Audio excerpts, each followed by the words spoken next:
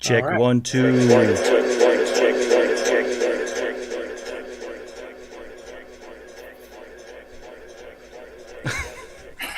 That's nice, eh? What a start. Nice. Yeah. Feels epic. Yeah, I try to make it sound epic. Anyway, hello everybody. Good evening. Let me introduce our guests tonight. We have Tim Xavier from Man-Made Mastering. What's up, Tim? Joining us from Berlin. Hello, hello. Good to see you. Good to see you guys. It's been a while, Tim. It's been a couple years. Yeah. But yeah, this is a nice way to catch up. So good to see you, man. And Kevin is here joining us from New York City. Kevin, welcome back. He's been on the show before. So thanks for joining us, Kevin. To be back. Yeah. Good to see you too. And Miguel, Tadeo, joining us from Spain, Madrid, right? Or Madrid. Close to Madrid or Madrid? Yeah, okay. No, Madrid. Okay. Madrid. Good to see you too. Welcome back. Yeah, thank you. It's a pleasure. And basically, I thought, it would be nice to have some people together who are both very skilled musicians as well as people who have very much knowledge about the art of mastering, which is a deep and mysterious art. with lots of things that people don't understand or have questions about. And saying that, if any of you who are watching this on YouTube or Twitch have any questions for our guests tonight, specifically about mastering, because we get a lot of questions all the time about mastering. So this is your chance. Oh, Tim is chickened out, I see. Yeah. I shouldn't have said that. Anyway, he'll be back. So maybe, we can hear you, but there's something in front of your camera or something. I don't know. Yeah, the webcam is. I bought this fancy schmancy HD webcam, and it doesn't want to work with Apple products. So you know what? I'm just going to switch to the old blurry camera. So here we go. Well, but that black is very HD. I mean, it's some really high definition black. Yeah, it's mysterious too. So yeah, you can choose to keep it like this. Anyways, I see a lot of friends dropping in. Our friend 30 Drop is here. Sergio, Robin, Kampschoor, Split Radix. So here we go. Record collector special. Actually, maybe, but we're also gonna talk about music and mastering and whatever. Hello everybody. I see people dropping in, so just hello to everybody who's joining us. Hello, anyway, everyone. let's get stuck in. Maybe Tim will come back soon, hopefully. I was gonna first of all ask, what is the most important asset in a mastering studio? What is the most important thing? I think it's the space. Right. To have a correct listening. Perhaps the monitors, perhaps the isolation in the wall, and to cancel reflections, all this kind of stuff about to have a proper listening. I think that's first, because I know a lot of people that have really great tools, really great outboards, but don't listen the music fine don't have a good sweet spot in the studio, and that is really, really critical for me. Yeah, so you would say that would be the fundamental thing for you, just a listening environment. Yeah, right. Yeah. Would you agree with that, Kevin? I would agree that that's important. I would agree that that's actually, of course, it's essential. That the room is the proper place to hear everything.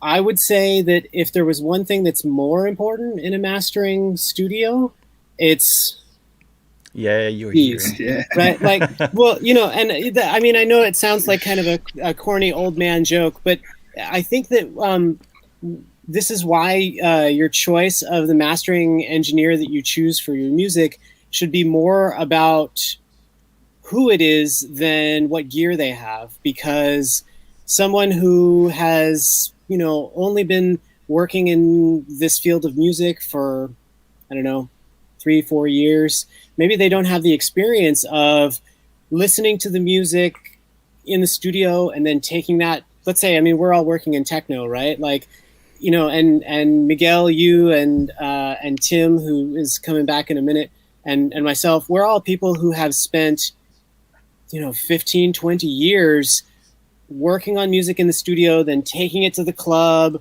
and listening, and then taking it back into the studio and going, okay, well, it sounded like this there, so how do I get that? And then also, playing things in a club and recognizing which things really go off and which things fall a little flat and which things a little more of this.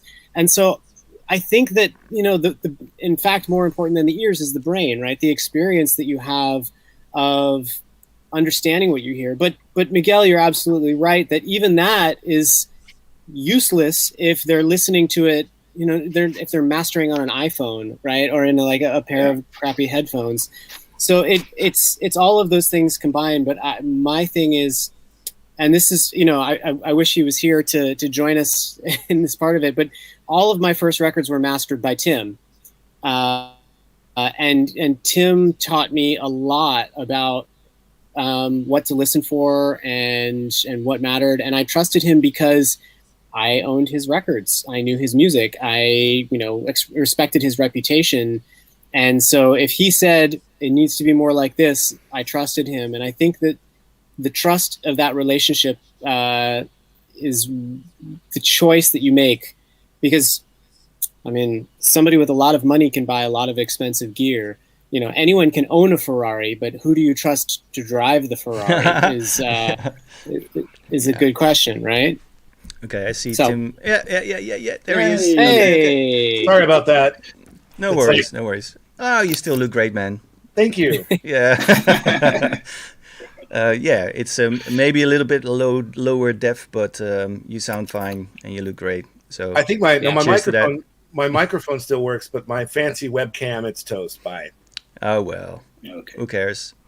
We were. I don't know if you followed the I conversation. I heard Miguel's answer about the room and the environment. Yeah. And, I agree with all of you. It's the ears. It's definitely the speakers, and it's definitely the room.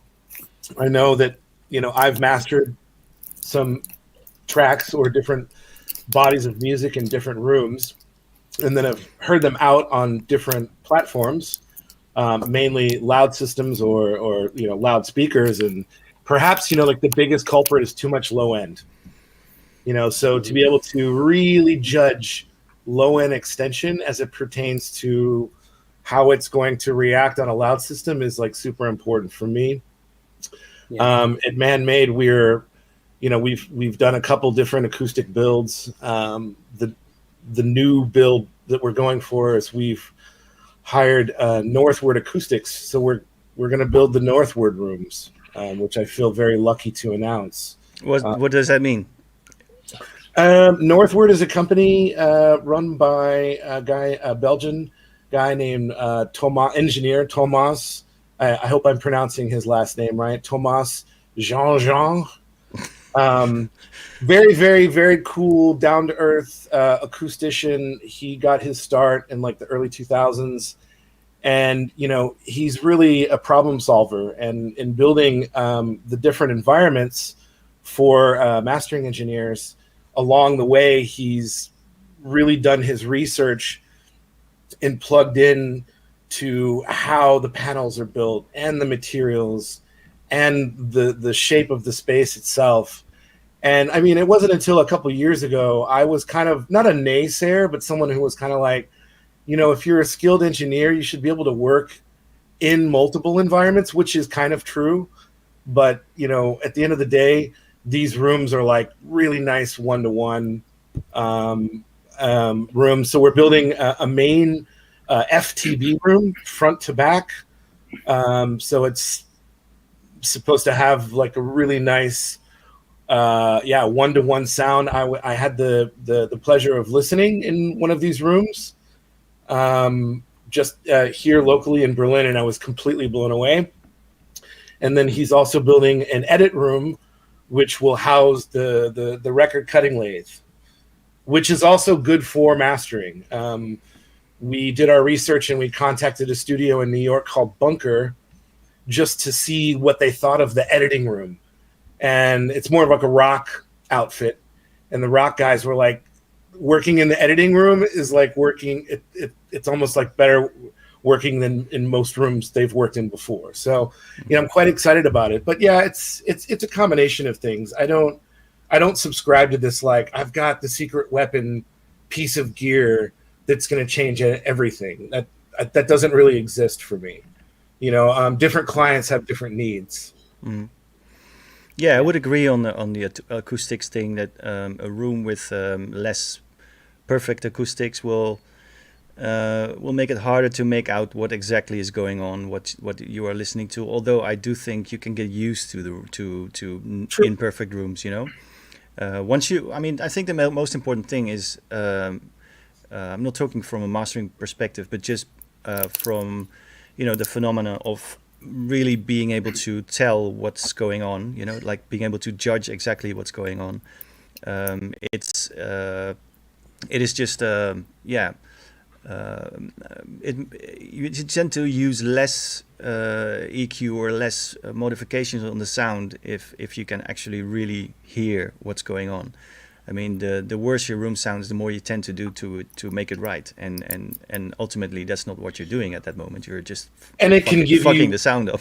Yeah, I mean, it can give you some wonky results. I'll say, like, for instance, your Stoor concept I think is really cool. For instance, if I were to go and do a DJ set, like, just for fun in a room, I wouldn't do it in an acoustically treated room. I would prefer to do it in a place like Stoor, where you can hear the reverberation and you can really hear the music breathe, and have it sound kind of and raw, The mastering rooms are for surgery, and listening. But I don't know if you'd agree with me on that, Mr. Miguel. I agree. And how about the loudness? Oh, yay! Oh, what loudness? You mean the playback level, or loudness? Loudness at the end of the mastering process. Okay, well, maybe first explain for you from all of you, because I think many people are having trouble defining. Most people talk about loudness, and they really don't really talk about actual loudness, but they talk about peak level, right? But they talk about how. People are worried about how far the meters are jumping into the close to the 0 dB, but that's not really loudest, right? So maybe you can all explain, or one of you, I don't know who wants to explain. Who volunteers? I volunteer to start. Okay, cool, yeah, go for it. When it comes down to it, for us, the number one thing is communication with the client. So a lot of artists or producers have the misconception that a bolstering track in the digital realm is somehow going to yield more rich boldness, when in actuality, the more you push a signal in the digital realm, in the digital capsule, you're actually sacrificing dynamic transients in the musical waveform. And today, we measure with RMS, we measure with peak, we measure with loudness units full scale, which is LUFS. And these days, I communicate to my clients. I'm like, hey, I have mastered your tunes, and you have received what I call loud dynamic masters. So they're hitting the ceiling nice and tight. I mean, they're as loud as they need to be. If you need to turn it up, use the gain on the DJ mixer. And then, some people come back and they're like, man, I need it louder. Or I need more harmonic, and then I'll send them to a link where you can actually load a tune in, and it will tell you if, like, say Spotify or iTunes or Beatport reappropriation for digital will turn your music down. So your files will actually get reappropriated in the pipeline for sales. And you don't want to like have a file that's too loud and then have it like reduced. That doesn't make sense. Mm-hmm. That's no fun. So normally after I send them to that link, they come back and they're like, you're right. It's cool. It's loud enough. And usually I'll send the client, I'll be like, look, take your tracks, put them on a key, listen to them against other mastered stuff, and DJ them and see how they sound. And 9 times out of 10, then they'll realize, okay, we're cool. But I mean, my philosophy is I can smash tunes in the digital realm with various limiter styles, whether it's device limiter or isotope ozone or whatever. But I choose to get the file nice and loud and still have a waveform floating point. Yeah, and do you believe the main problem maybe is the short dynamic in the mixes? I think this is a big problem because a lot of people asking for more louder, more volume, more impact, more everything. No? More everything. Yeah. Yeah, more everything. More. But I consider it really useful the YouTube and the Spotify and other streaming platforms to put in a limit to the loudness, about to keep the dynamics go on, and I think the same. We need the same for the club music or for the music in general. I think. Yeah, you need the continuity, the consistency between loud for mixing. Yeah. I mean, I remember back in the vinyl days when you could only play vinyl, there were loud records and there were records that were low, and you had to attenuate for that as you were DJing. Mm-hmm. And nowadays, quite honestly, I mean, you could literally put on a blindfold, grab 2 CDJs, and just like set the gains like this, and they don't move much. Yeah. But I think it's really about training people on what's appropriate or what functions properly. So, I mean, over maximizing a tune in the digital realm will yield less punch. But I don't feel any difference between the digital world and the others focus in the dynamics. Is the people believe that, for instance, the master for vinyl have a dynamic, and when the people want a master for digital, some people turn it up the limiter and reduce it, and that's stupid. It's stupid, and it's also a trend.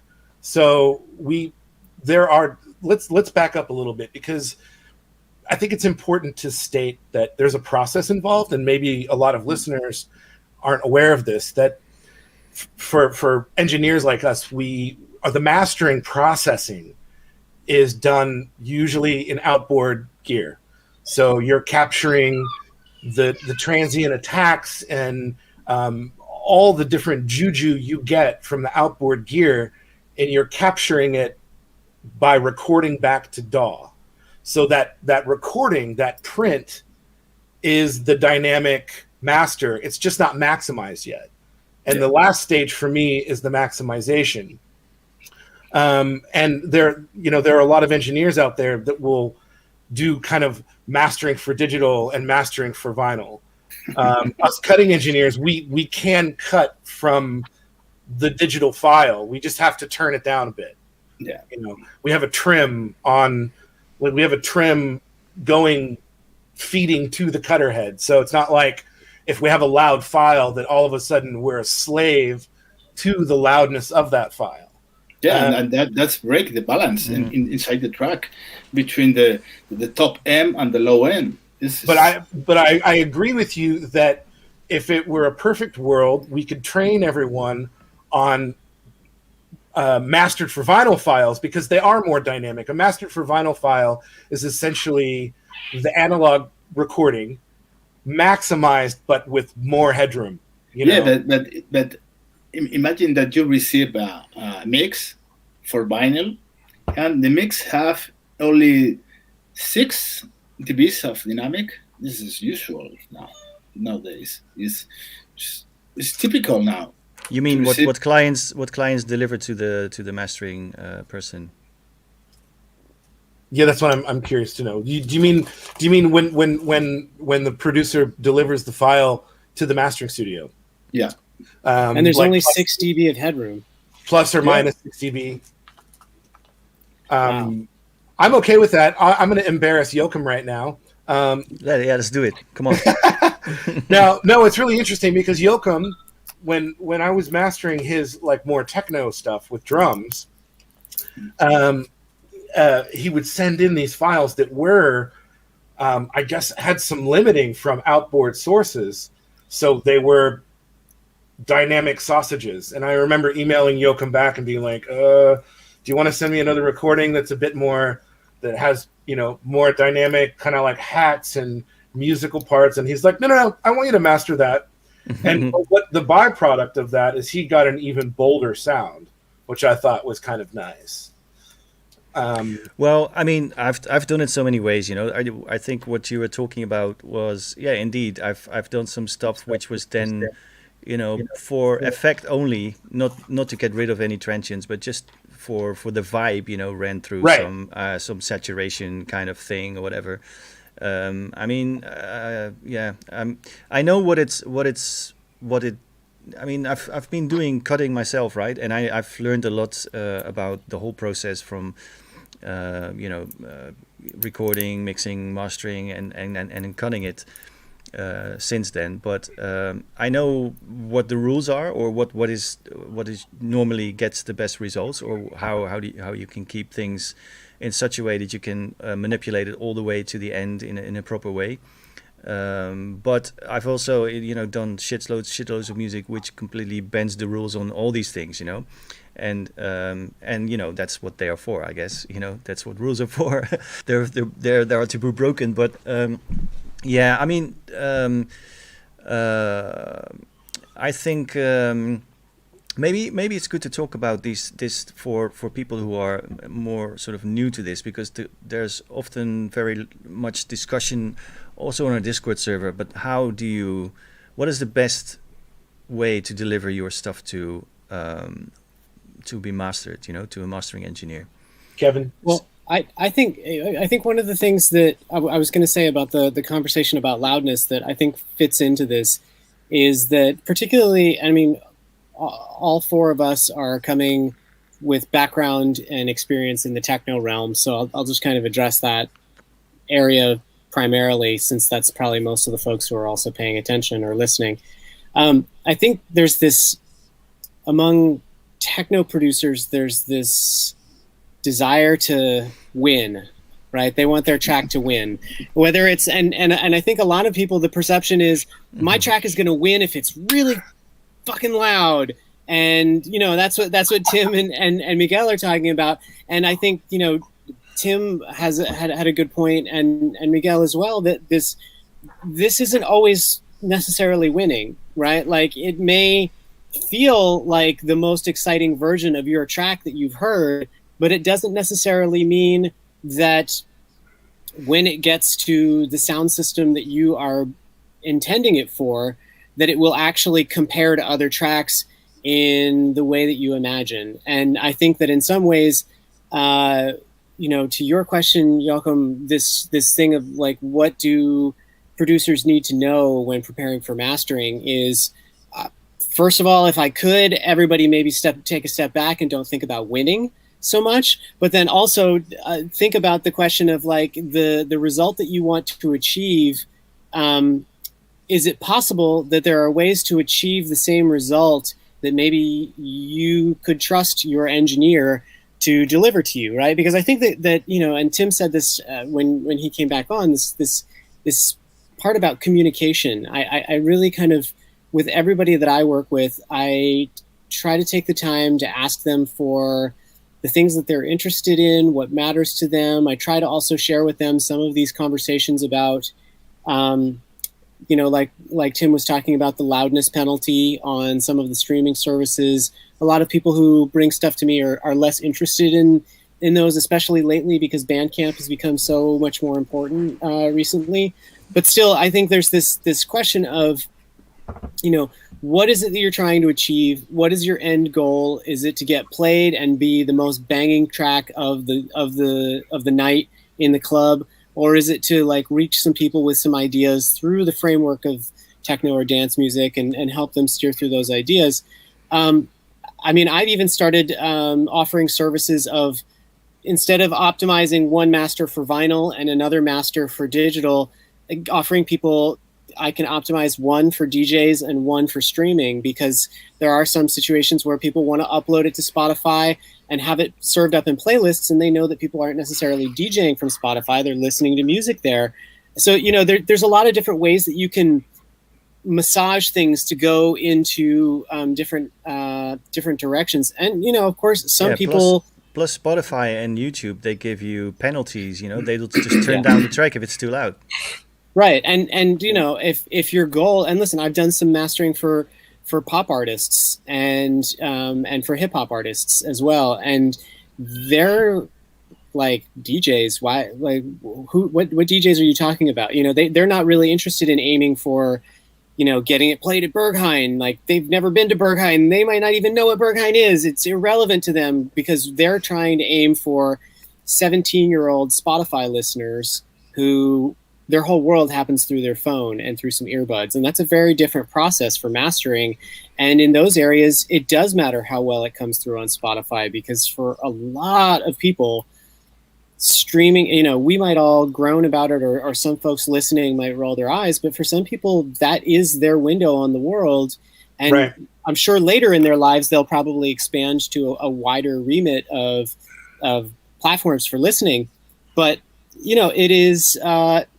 it's part of the world now, and offering that opportunity to people if they want it, and being willing to meet them there. I've also talked with other mastering engineers who say, yeah, when I'm mastering stuff for streaming, I don't even care about that loudness penalty. I don't care about the LUFS rating or these things. I just master to the point where it sounds good. And that's a great objective as well. Like, at the end of the day, what sounds good is important. And, also the client, I can say, hey, I'm an old man and I'd like a little bit more dynamic headroom because, that's what I'm used to. But somebody who's raised on, the loudness wars and their experience of music with everything crushed out of it might have an idea of how they want it to work, Yeah. Yes, sir. Yeah, actually, what is good, because no single piece of music is played by just itself, right? It's always right. Most of the time sitting in the context of all other music. So, sorry. No, go for it. I think so. If I may embarrass Kevin now, Miguel, I can't embarrass you, buddy. we gotta get to know each other. No, but I wanted to in all seriousness, when Kevin came to master, we've been friends for a long time. He came to master at Man-Made Mastering, okay, let's back up. I've been dropped before. I've been dropped, and then I had to go find out why the label dropped me, and then I, would contact them and go, hey, was there something wrong? Is there something we could fix? And one of the most heartbreaking messages I ever received was, Tim, we respect you. Your masters just don't have the wow factor. I don't really know what that means, but going back to communication, and maybe we can expand on mixdown stuff, because mixdown is really where the magic is. Yeah. Prior to the recordings ever even like coming to us, and Kevin, he had his Delft label, and I think we were like 3 releases in, and he was like, picked up the phone one day and was like, hey, I love what you're doing for the label, but hey man, could you could you go ahead for the next releases? Like we're starting fresh from here. Can you please just like push it a bit harder and tube it a bit harder? You know, because on these outboard pieces of gear, I have the capacity to like push the boundary, as you say, break some of the rules. Yeah. But I won't go to that place. I'll touch it, you know, like I won't burn myself, but I'll touch it, you know. But if the client tells me, push it hard, do this, I want it punchy as hell, you know, I'll do that. And then they get what they want. But if you don't say anything, right, you know, you're getting a general balanced master, which is completely based on your mixdown, your acoustic, psychoacoustics in your music, et cetera, et cetera. So, you know, it's really, I think like for our next website, we were thinking about actually having a section that says, please tick the boxes that best describe, you know, what you want. Like I want emollient, transparent masters optimized for streaming. I'm not so worried about loudness, or go nuclear, you know, something like that. I'll add some detail to Tim's story just because this is actually it was a specific record. It was an album of mine that I sent the tracks to Tim, and Tim sent them back, and I was listening to them and I was going, well, Tim did a perfect job. These sound perfect. But then I realized I wasn't happy with perfect, because the tracks really were meant to be dirty and raw and feel kind of wrong in a way. And I called Tim and I was like, hey, I want you to fuck this up a little bit. Like, don't be so nice. That's my specialty. Like, fucking shit up. Yeah, like I was like, make this sound nastier and like not necessarily louder, right? It wasn't about like, you know, just limiting the hell out of it and making it loud. It was more like, I want some dirt. Like, give me some of that dirt. Like some of the, I know you have some like really funky tools over there. Like, push them into, you know, into the wrong zone and see what happens. And like the next thing I got back was exactly what I needed. You know, I had the perfect like you know, A+ master, the like high fidelity master, because Tim was doing what, you know, he was putting a lot of care and extra thought into things and trying to deliver a clean master. And I realized that only when I heard that did I realize that was what that was not what I needed. What I needed was something that was wrong. And sometimes even as a client, you don't know that. Yeah. So does it happen often that clients get like get it wrong what a mastering engineer actually should be doing, you know, or can do, or things he is supposed to do? I like, you know, for example, you were expecting some like transformation of the sound rather than just making it sound like industry standard or compatible with you know, most systems, right? Do you get that a lot, Miguel, for example? Sorry. Oh, do people sometimes have too much expectation of how a mastering engineer can what a mastering engineer does? Do you have to educate? Well, yeah, Miguel, do you have to? I try to destroy the expectation of the people, because my intention always is I have think about that is if you have something in the mix, I need to take care at the most of this idea. I try to be completely transparent with the process. Of course, I try to fix something, some resonance or a wrong balance in the low end, especially. But yes, some people is hoping something different with the mastering, and like magic.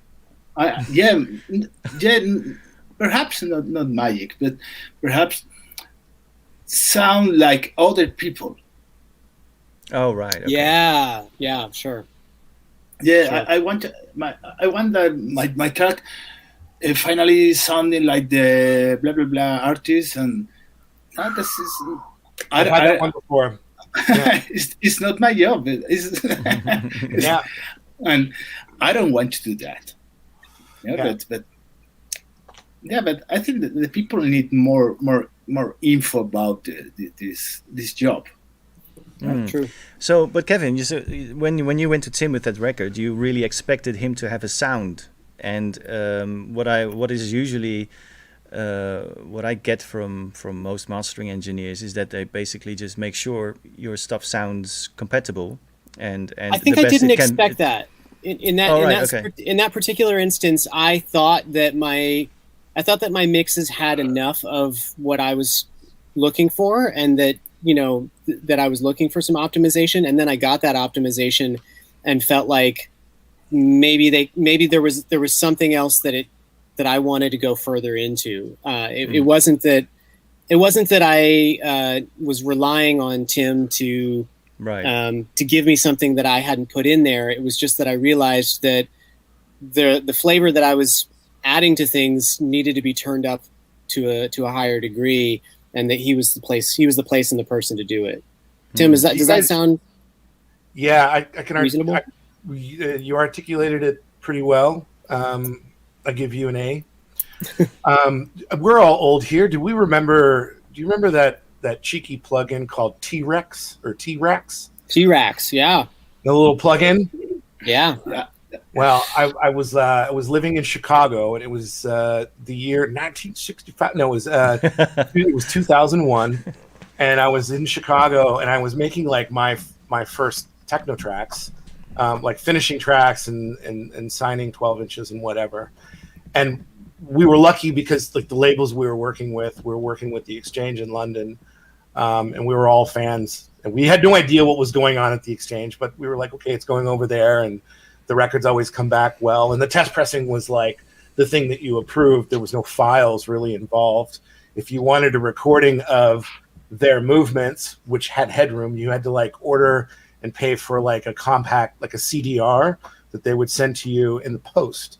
But I remember like T-Rex, for instance, to piggyback on what Kevin's saying, and as a user, you would just go through the different presets, and there was the first time I ever saw the word brick wall, and I thought, who would want that, and I remember toying with the settings and hearing like this complete belled, like 500 hertz, like kind of almost like squanch in the digital audio at the time, and I found it like unappealing. But nowadays it's like that you have this beautiful, like whether it's Class A or Tube stuff in front of you. I mean, you're able to over accentuate and go into what Kevin calls the wrong zone, and you can get these harmonic sort of warmth and depth, but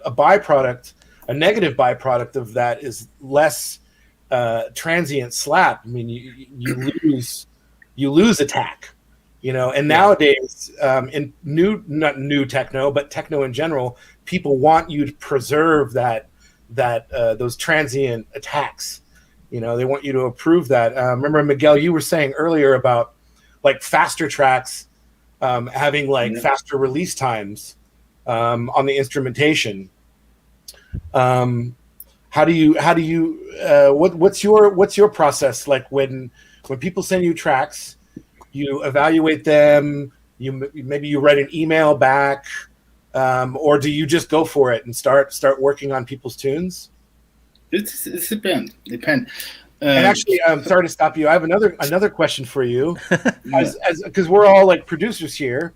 Yeah, I was going to get to that later, but yeah, go for it. Oh, I'm sorry. Yeah. Did I turn this into the Tim Show? Sure. No, I'm just curious because for me, like my production is like okay, and then sometimes I master other people's stuff that's like fantastic, and I listen to my own stuff and I'm like, what are you doing wrong? But about to mastering your own music, I'm going to start hiring someone else because apparently I'm just not very good at it. That was a joke.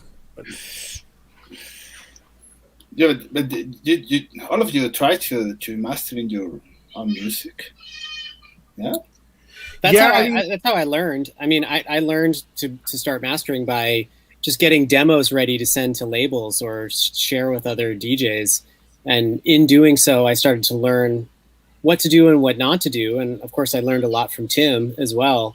And that gave me the tools. And eventually I just got confident with doing little favors and demos for other friends.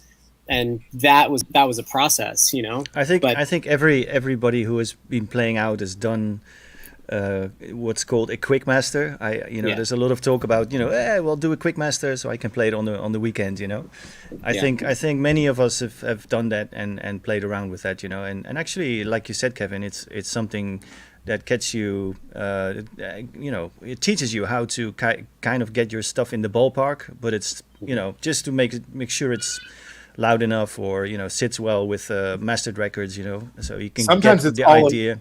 Sometimes it's all it needs. Yeah, true. Yeah. Absolutely. Yeah.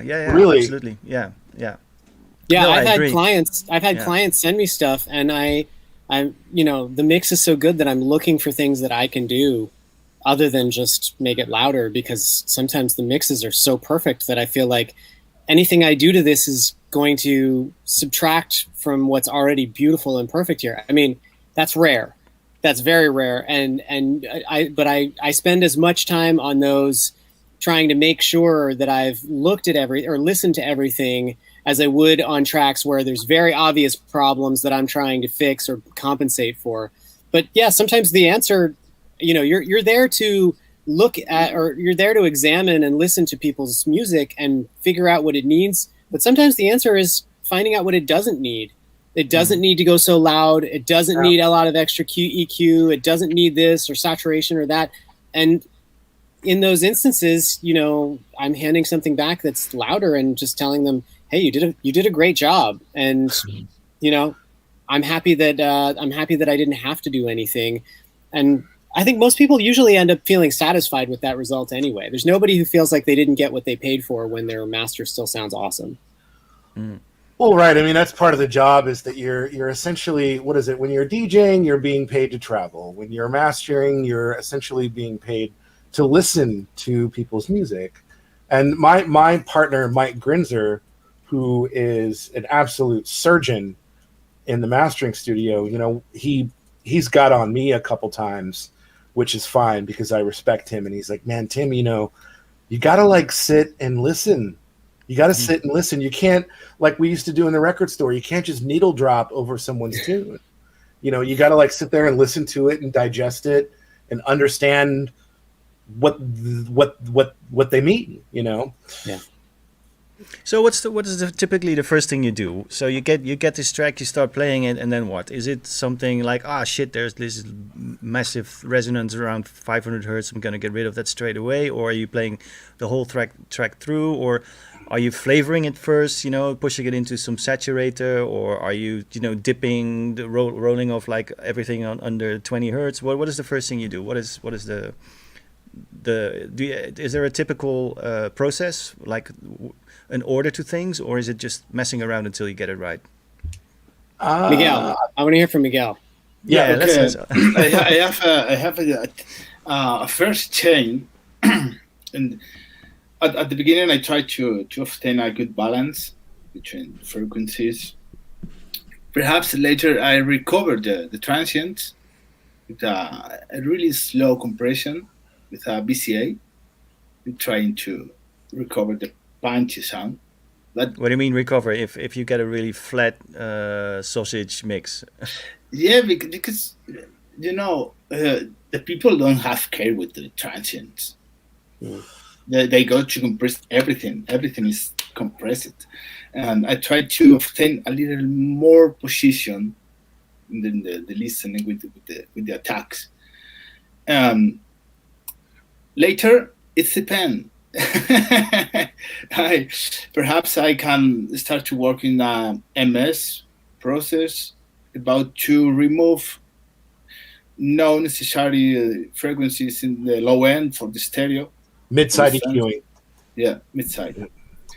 But especially, I don't use more than 1.5 dBs in any process. I try to keep everything really focused, trying to keep in the the original idea. Not because it's really easy to push up the knob and everything starts to sound great, but later it's not correct. You can lose a lot of things, and I don't know. I use a lot of EQs, not too much compressors, not too much distortion units, and I try to use at the end of the chain always a digital limiter, but to keep really control all the peaks that can shot in several ways. And I don't know. Perhaps the most important in all the process is not I do everything in the box. I don't use external elements, and I try to keep the most important plugin is my decisions. I like that. That's a fantastic answer. Yeah, because you can buy a great plugin or a great outboard compressor, but if you push too much or you sell at the incorrect frequency, you are destroying the word. It's like putting on too much perfume or cologne, and you're like, I can taste that. I know. Yeah. I mean, I think I will also admit that, in the beginning, I also worked all in the box pretty much. And yeah, I subscribe to that. Like your most important secret weapon are the decisions you make, for sure. Yeah. Saying hi to Kyle. Kyle Geiger just dropped in. Saying hi. Hey, to Kyle. Kyle. Yeah, he's coming to destroy the party here. Yeah.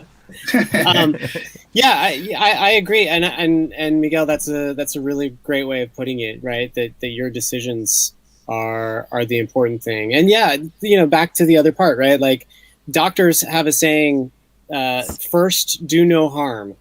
If you're destroying something good about the track that you're working on, then you're not doing a good job as a mastering engineer. And if you're doing something that the track doesn't say that it needs, I think some people have asked like, oh, what's your mastering chain? And honestly, my answer every time is it's never the same.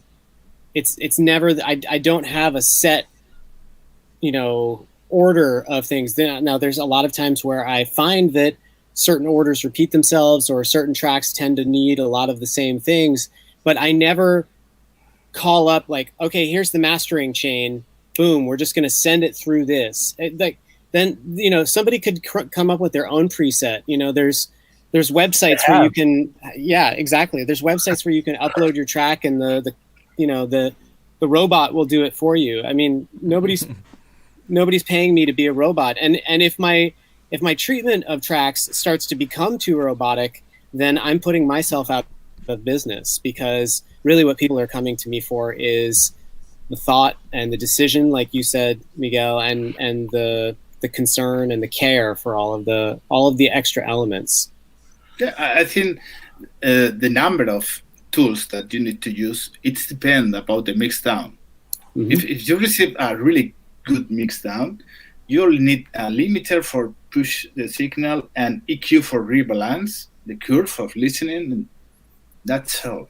Thin. But when you receive really crap mixes, you need to put one EQ, one compressor, another EQ, one distortion, another EQ, another compressor, another to try to push everything for obtain something. I don't know, something regular. Or See, I have a client who is a good producer who will remain nameless, and their mixes are a little. No, it's not you. Then I would have embarrassed you. But like, but no, this one client, like his tunes are a little eccentric. Let's say that. They're wonky, would do no service. And this person's stuff requires a lot of slight resonant notching, mid-side EQing, compression modeling, and maybe some outboard like amp stuff. And I swear to God, every single time I do the masters, the A and B is like night and day. And the person's like, so what do I do to make my mixes better? And, you know, on one hand, you're kind of like, well, you should kind of keep doing what you're doing. And on the other hand, you're like, you could pay attention to these areas. But at the end of the day, that's one of those jobs where the tools are there for you to actually use. You know, and where they make a difference. But yeah, I mean, my signal chain is always the same routing. I just have the choice of what I want to punch in. Yeah. And it's always like the listening part, and then I have we work in Magic Sequoia, so there's like a digital chain inside cutting off 20 hertz, 17.8 kilohertz, or maybe 20, depending on what I'm working on. And there's the internal chain, and then there's outboard stuff where I'll do the analog work. And when I get the recording the way I like to, when I'm finally satisfied, then I'll record. And then everything after that is just the digital finalizing part. But there are some jobs, for instance, like other producers who will remain nameless, who use all gear, like all outboard stuff. And it behooves me as an engineer to master their stuff all in the box versus the outboard gear, because the all in the box processing yields a better result because all the flavor is already in there, right? Yeah.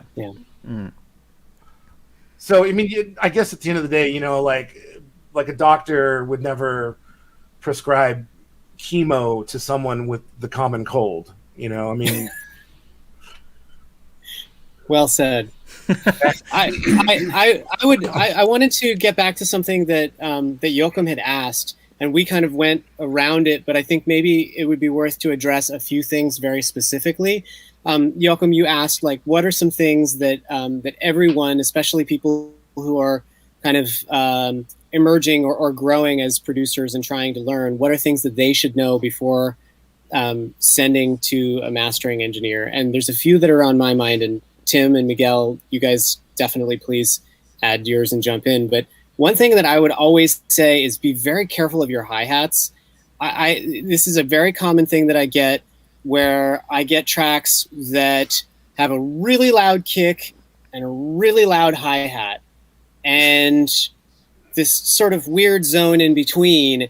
And that can be, and honestly, if your kick is too loud, that's easy to fix. But if your hi-hats are too loud, that's much harder to fix. And I would always advise people to take a step back, turn down your hi-hats, because I can always turn them up.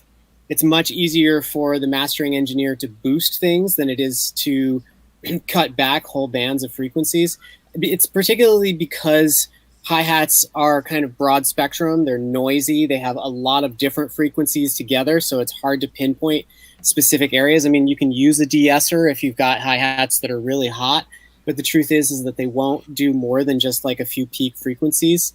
I would also say, and this is something that that Tim and I have talked about, and I'll let Tim embarrass me again here, because there was a time where I sent him some masters for one of my clients to cut to vinyl, and he was like, "Hey, you need to give me a little bit more space, at the very first transient." And I realized I'd forgotten that, sometimes. So this is something that sometimes I'm tempted to even tweet about, and do the thing that people do on Twitter, which is complain.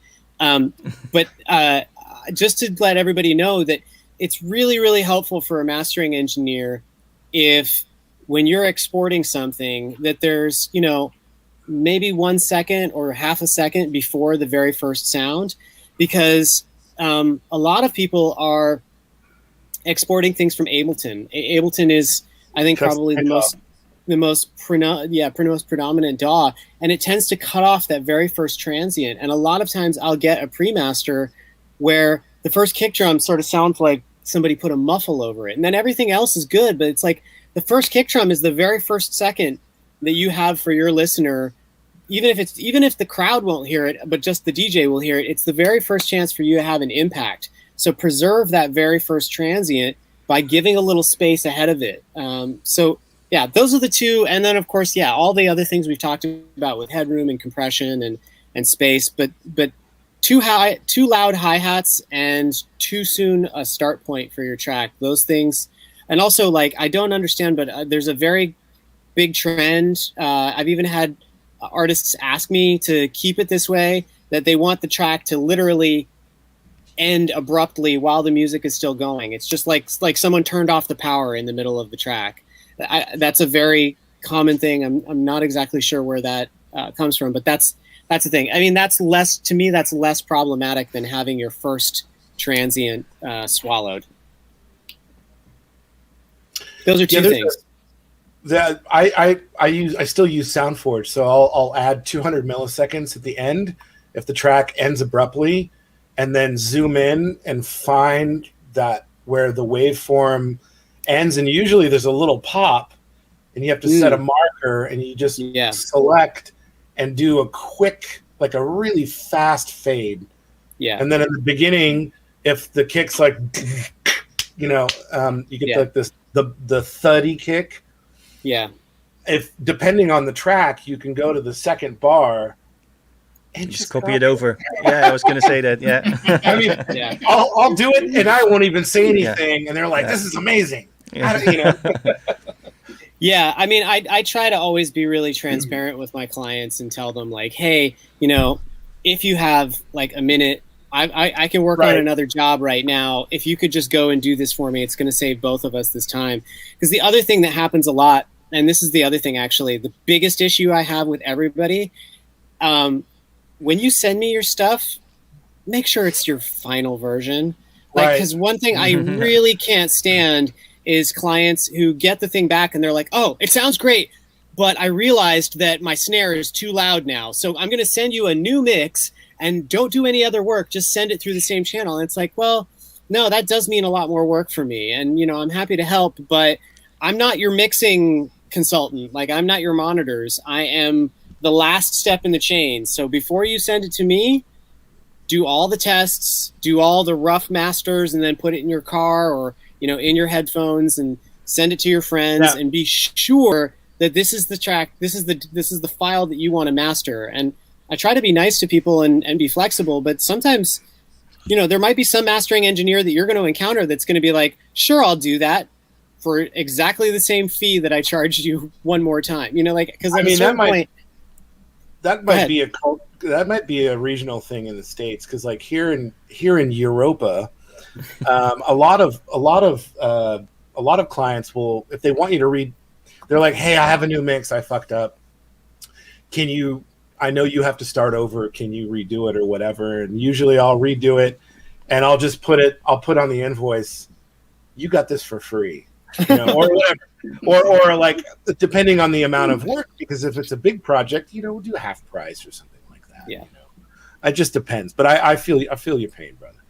It's, because of the pandemic also, I'm really trying to, and everybody, all of the people who are trying to release music now, it's the only income most of us have, right? And so I'm kind of trying to, a lot of the mastering I do tends to always crowd around Bandcamp Day, because people are like, fuck, I got to pay rent. And Bandcamp Day is on Friday. So let me get this out. And, and of course they need that money because there's no gigs. I mean, when gigs come back, I'm going to be a real fucking asshole about it. Everybody beware.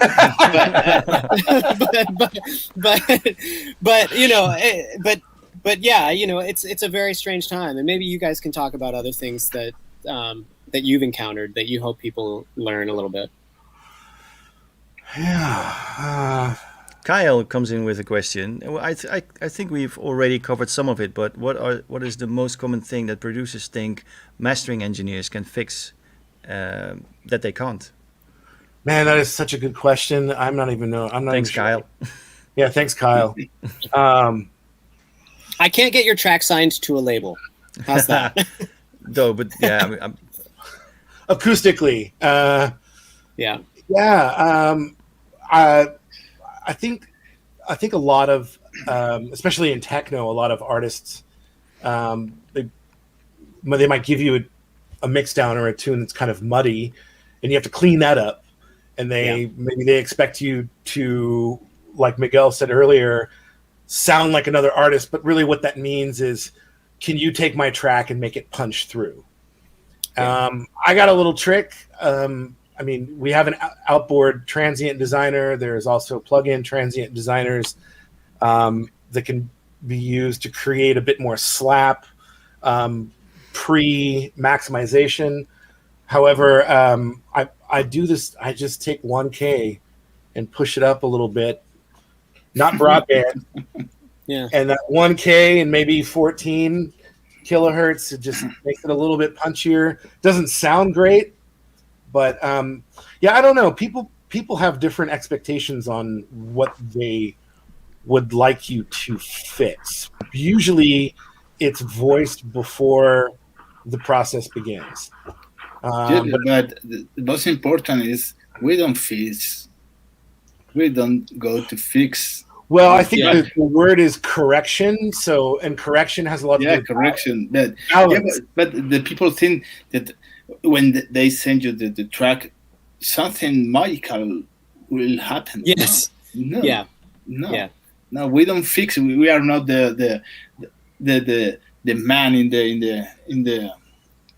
the garage or something like that. No, we don't. Do you, Miguel? Do you also? We prepare the files for the pressing plan, for the streaming, for the as you want, but it's only I think sometimes some clients want. I mean, they send in their tunes, and we offer a thing now where, I mean, it's quite basic, but basically you send in your pre-masters, and I'll check them out before we commit to the job, which is important. And there are some clients who are like really passionate, like, I really want my release to have that professional sound. And that's when you have to write that email with extra special care saying, hey, listen, you're on the right path. There is a balance in your music. However, I think at this point, we should consider doing mixdown service or even stem mastering. Because in the stem or mixdown mastering process, then, I know myself, I'm able to really work things much better. Yeah. I offer all three of those. I offer stem mastering, mixdowns, and stereo masters for that reason. And generally with people where I hear that there are maybe some problems or some things that they can correct, I offer that. Of course, I never push it because, right, like, I don't want to seem like I'm pushing something more expensive to people just to get more money out of them. But I try to offer, like, hey, if you wanted to do this and your end result is to have something ready to release, but you want to give me a little bit more flexibility to deliver the results that you want, let's do this, because it's almost, stem mastering is a way to sort of meet you halfway. If you did half of the good full job of a mix, and then you want me to take it all the way home to a place where I can deliver a great master, it's a great in-between option where you're not giving me everything to work on, but it's enough that I have that control to add that extra bit of stuff so that it does have, maybe like Miguel was saying, that magical quality that there's things I can't do in a stereo master that I can do when I have, 5 or 6 stems that I can adjust. Yes, and what is a good mix? Well, that's important for the people. Wow. Not because the people send you the mixes and you can listen and okay, that's a half pipe mix, no, like the U inside, and that's not correct, and it's difficult sometimes just to explain to the clients, man, you need to looking for a new balance in your music. You need to, perhaps it's important to let the people understand the how important is the mic frequencies in the music, Sure. in the listening, in all the kind of different types of music. Especially lower mids. Yeah. Yeah, because Yeah, I mean, it's if, like- with techno and electronic, Can you elaborate on that, because that's an interesting thing. You don't really hear about that much.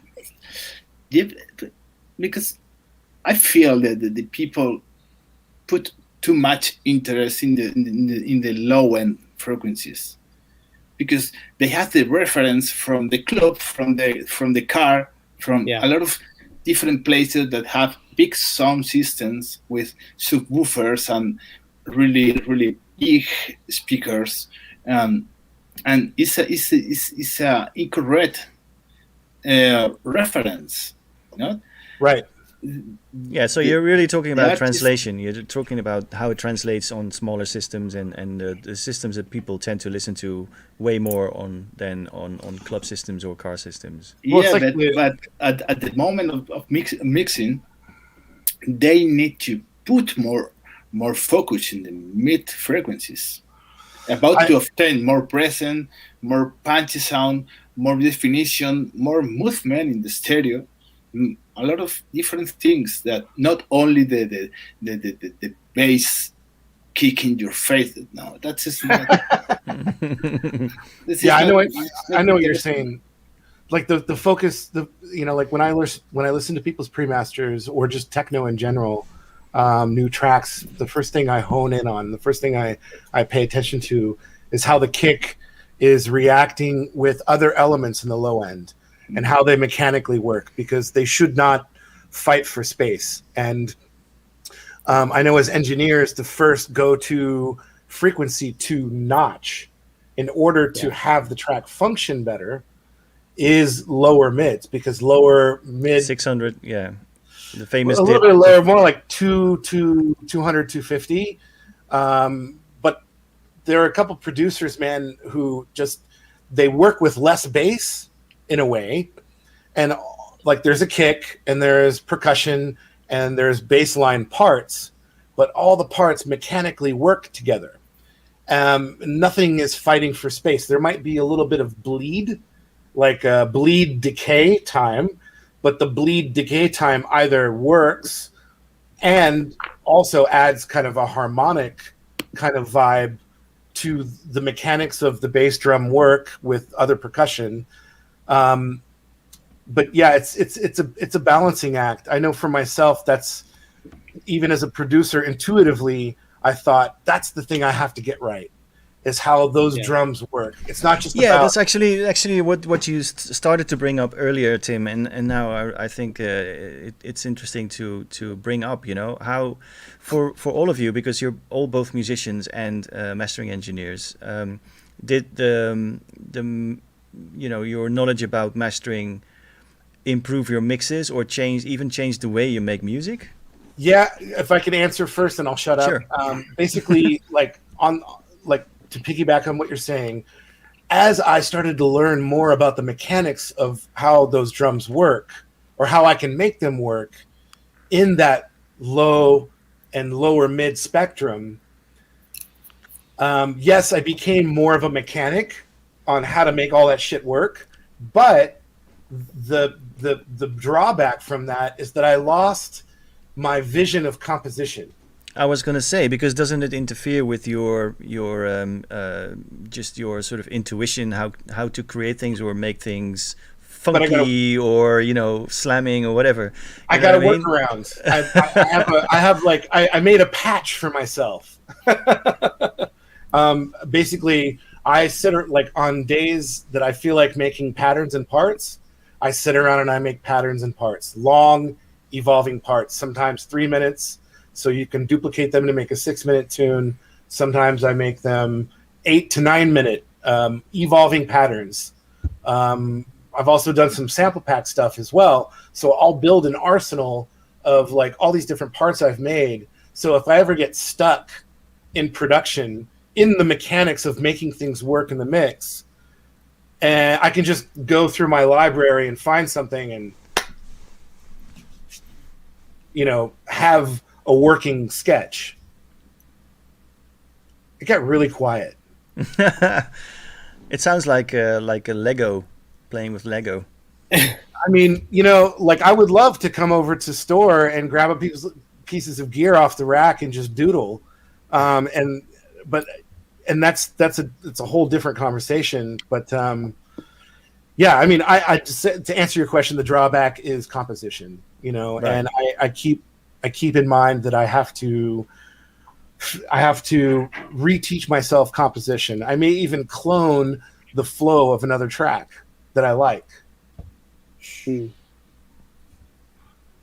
Well, that could be that could just be seen as a really helpful exercise. There's nothing wrong with cloning things if you just use it to find out about, I don't know, about composition or whatever.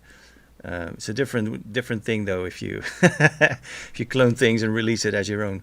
But anyway, yeah. So Kevin, but Miguel, I was going to say to Miguel, just because Miguel, I want to hear Miguel's answer, because he's the one who just released. He just got released on Jeff Mills' label, so I think he's got a great answer for being a mastering engineer and reaching kind of the sort of producing that is still really vital.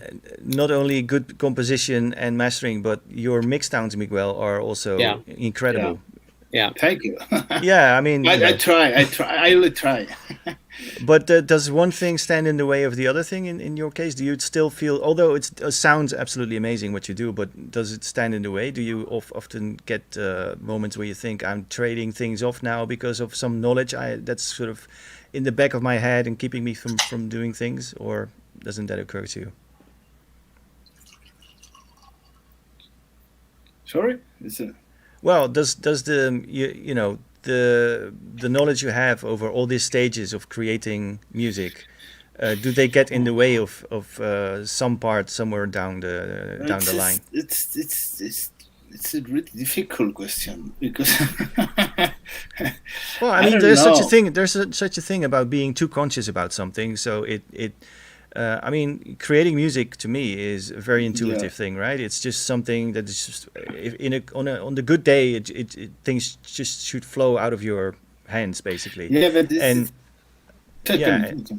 if for some reason that flow is interrupted or is compromised by knowledge you have, because down the line it needs to be compatible with whatever sound or whatever that you keep yourself from doing things because it's technically incorrect or something. Because I try to work like in a chess match. Okay, I try to go 2 or 3 steps before. If I go to, for instance, I go to record a drum machine, I try to think about what preamp must I use, or what compressor can be worked with the idea, and try to think about before to do anything. Mm-hmm. And the same with all the process. If let's imagine I am mixing in my tracks, and I'm thinking what I need to do in the mastering process, right? And perhaps I don't finish it with the best mix that I can do, because I know that's my case. If in the mastering I push up some frequencies, I go to obtain the glue that I need in the mix. Glue. Right? That's an example, or another example. I didn't push too much the low end, because I know that I don't need to push up the low end for obtain a good kick or bass. I can excite in the 120, for instance, in the mastering, and keep more dynamic in the mastering. I try to think before to do something, and think about all the process, the recording, mixing, mastering. And honestly, I don't obtain a final nice product if you compare with other ones, but I finally obtained that I have in my mind. You know, It's cool. And I can yeah. totally relate to that, to be honest, because I do a lot of collaborations here in the room, and it's usually just connect a bunch of hardware and just press start, see where we end up, right? And some moments are useless, and there are moments when things click together, but then I can already imagine what it's going to sound like when it's properly balanced, because I know at the time, okay, yeah, maybe this instrument is going to be too loud, or the bass line is just way too upfront, or something like that, anything.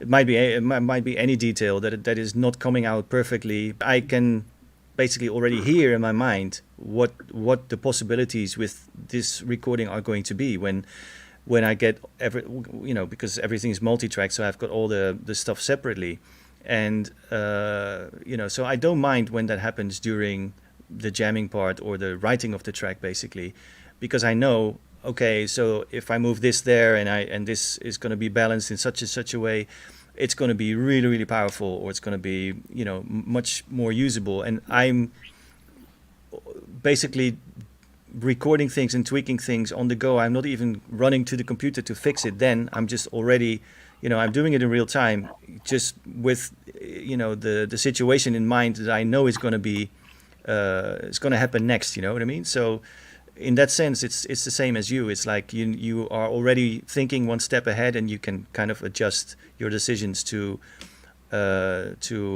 reach an end goal, which may not be apparent to who else is in the room. They might not hear the same thing, or they might not be triggered by the same thing as I am.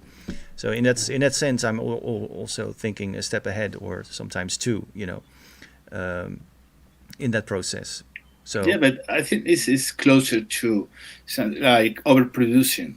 Not you need to don't complete the states that you're working, because, like I told before, you have the reference of mastering music when you buy a record or you listen in the radio. The reference is a mastering process. Yeah, you can never expect anything that happens in the studio to sound like a record. Yeah, exactly. Yeah. You need to keep calm about don't overproducing. It's good. It's really good point. If your production translate the idea, fine, that's good. Don't worry about don't excite too much frequencies. Stay calm. Please. Yeah, it's such a common thing, that somebody has like 3 parts running, and like maybe a kick, a hat, and some synth thing, and then they go straight in, messing with shitloads of plugins, just to tweak the, and it's basically nothing is happening musically. It's just a fucking loop, like with 3 elements. So there at that stage, it's absolutely makes no sense to start shaping the sound, because you don't know what's going to be layered on top, and how that would sort of change the context of whatever you've been messing around with. So even like things like, people often ask me about kicks. How do you get these kicks? Well, I don't even think about it until the last minute, because usually the kicks in my jams or while I'm producing it are basically, you can just see them as placeholders. They're there, they're doing something, but it's not like the final one. It'll get its final shape when I get to the last stage of the mixing thing. That's interesting. Because that's where everything sort of starts to click together, and the context arises. It sort of emerges from whatever you. So do you find yourself replacing kicks? No, not really. Well, yeah, sometimes. Yeah, sometimes, but mostly not. But the shape or the sculpting, the sound sculpting on the kick is something I leave for the last. I usually throw things in, and it's already in the ballpark, so it's not like completely removed from the end result. It's sort of there, but I'm not worried about the final sound when it's time to judge the final sound. Because you're shaping it to what the rest of the track needs after you've discovered what that track is. Yeah. Every sound is just as good as how it sits in the context of other sounds. Ooh, that's good. Write that down. That's really good. Well, Put that on a T-shirt. Put that on a T-shirt. You can have That's a the title single of your biography. Jochen Pop. What is it? Every sound is it? Oh, see, now I've lost it. It's so good. You have to repeat that. That was perfect. Well, I don't even know what I said, but it's recorded, so you can do the T-shirts. Audio is like but it's true though. I mean, if we're talking about mostly instrumental electronic sound, right? And that's basically stuff that you listen to and leaves a lot of space for the imagination of the listener. It's like you provide a backdrop, basically. That's what you do when you produce electronic music, mostly, I think, anyway. But so basically the relation between the sounds and the way the whole thing is balanced, is as important as what you're saying with what story you're telling, or what is the the message, if you will, of the track. What is the attitude, or what is the I would say attitude is a good word. But you never you only reach the actual strongest version of what a track can be if you mess around with all these elements and find the best possible settings to convey your idea to the outside world, basically. And that doesn't always mean the individual sounds are amazing sounding when you solo them. It is how they work together. That's really true. And I also think, you raise a good point that you can sit down to create, and if you've spent 4 hours making a perfect kick, it will be very hard to do anything else that doesn't feel like it's going to disturb all of that work. You know what? If you created the perfect kick and you spend a lot of time on it, and you add a bass line, the whole thing can fall apart again. It's like exactly. Your kick might only need half of the decay that it has. Or you know what I mean? It's just pointless. Yeah. Redneck Discotheque, welcome. Do the guests find more ease using sample-based hi-hats, kicks, or synths produced? I don't know. What about you, Miguel? You use a real one. A real one? Yeah, acoustic ones. The battery acoustic one. Yeah. Yeah. Good answer. No, but perhaps you can use the boost too.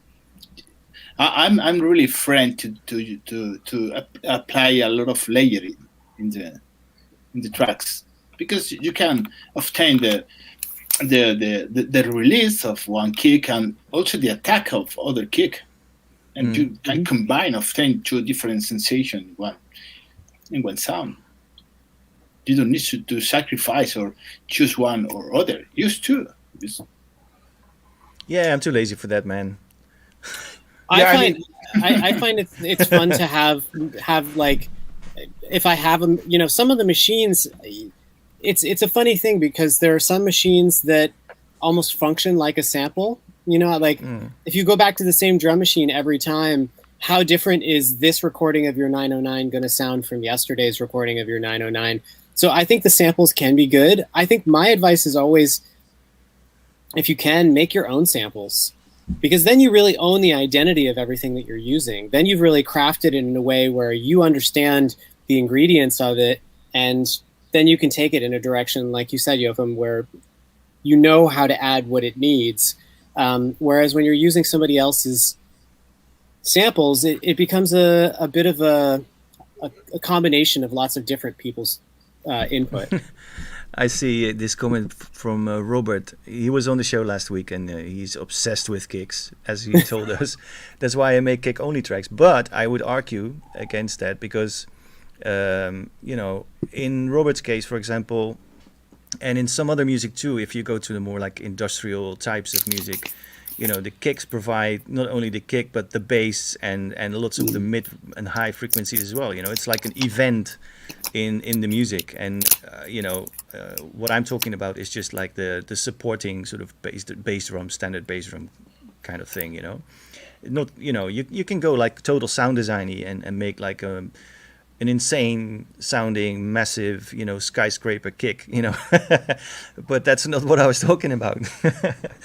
Anyway, Yeah, I'm just interested in this whole the thing that goes on in your head when you're producing stuff with all that extra knowledge, that you have of sound and how it behaves and how it should end up in the final recording. If that in somehow helps or works for you or against you if you're producing, that's basically the thing. I mean, okay, so Miguel is the 3D chess player who knows everything. He can imagine everything till the last step. He's 3 steps ahead of himself. Yeah. Yeah, Which is great. Good. Yeah. That's also a good thing when you're DJing, is to be 3 records ahead of yourself. Yeah, 3 tracks for sure. Yeah. I'm a big fan of, I have the 808, the 909, and I believe the 909 kick is like the ultimate anchor for creating tracks, period. However, it was Dustin Zahn was the first one to show me how to properly layer multiple sample kicks in the session and get them in phase and actually have them react a specific way. And I really I dug that lesson from him, and I still, that the problem with that is that you have a session and you have 4 channels of kicks balanced. You need to congeal that. So when you're scoring the tune, you don't have to, balance the 4 channels of layered kicks. The other thing I really dig when it comes to kick drums is Punchbox from D16 is fantastic. I've actually made bass lines with the Punchbox. But in Ableton, if you load, I'm getting really specific, but you've got a kick, 4/4 kick as an anchor, and then you load an impulse instrument to a MIDI channel. You can actually load sample kicks in there. And I forget the function, but it's there's on each sample you can click. Jesus, what's the setting? It's basically where it loses the transient, so then you just get the decay of the kick, so you don't get slap. And then you can put these different kicks with different velocities around the 4/4 kick and get kind of a shuffled drum work. I know there's all kinds of different ways to approach it, but I mean that's my strong point. That's where I live when I produce, is trying to get the ultimate shuffled kick drum sequence or so. Yeah. Here's Bob with the news. Dorbachev dropping in a what's up, guy? Dorbachev, was there an aha moment you knew your mastering service was good enough to sell? Do you mind if I go with that one? Sure. Yeah, go for it. I started cutting on a Scully Westrex cutting lathe in 2004, doing my apprenticeship in Brooklyn, New York. And back then, people would send in their pre-masters, and essentially you would, maybe do some in the box primping to the tunes, in preparation to transfer them to disc, and then just, cut the record, and the record was, the master disc. And it wasn't, I remember I took on Ghostly International as a client, and I did some stuff for Audion and different artists. And Sam Valenti, who owns Ghostly, owns and operates. He said, one day, it was in the late 2004. He goes, "Hey man, can I get the audio files from you, and can you make them a little bit loud so I can sell them on Beatport?" And that was the crux when I realized, okay, so not only do you want me to cut your plates, but you need the audio files to sell. And that was my aha moment, where okay, let's work out a fair price where I release your mastered audio files, so to speak, that you can use for sales. And you know, even back then, I was selling my stuff on Beatport when Beatport was in its infancy, and since then have gone back and remastered those tracks because techniques are completely different now. Okay, yeah, talking about that, because what are the usual mistakes when you get into the mastering thing? Is it maybe doing too much to a track or something? What are the easiest one to miss? I mean, I think a lot of mistakes in mastering, tracks that are overcompressed, too much high frequency energy, you know, like no low end and just like this. Oh wait, I guess it would be on this side. The high shelf is just like, you know, yeah, no acoustic transient like definition.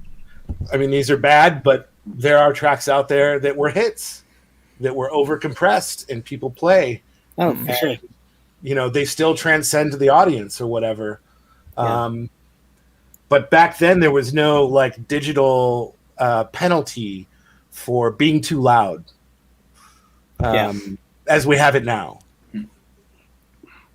I think one mistake that that is very possible when you start out mastering is thinking that your only job is to make it louder, and that's a perception that you get from clients, right? Clients are only thinking about it getting louder, and it's very easy to fall into that trap of thinking I made it louder, so it's better.